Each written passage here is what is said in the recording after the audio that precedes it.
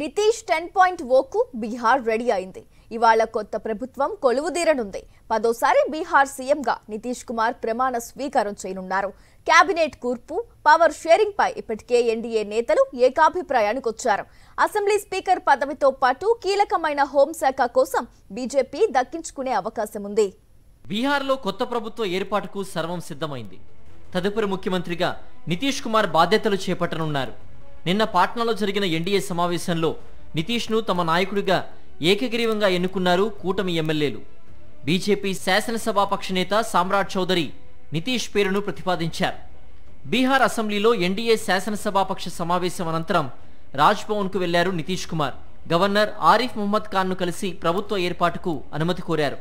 ఈ మేరకు కూటమి ఎమ్మెల్యేల మద్దతు లేఖను అందజేశారు. ఇవాళ పాట్నాలోని గాంధీ మైదాన్లో నూతన ప్రభుత్వ ప్రమాణ స్వీకారోత్సవం ఘనంగా జరగనుంది.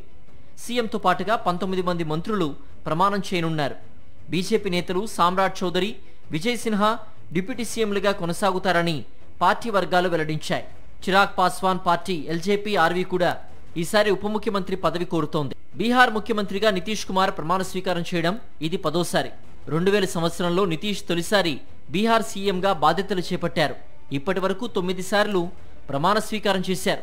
ఇవాళ 10వసారి ఆ పీఠాన్ని అందుకోబోతున్నారు.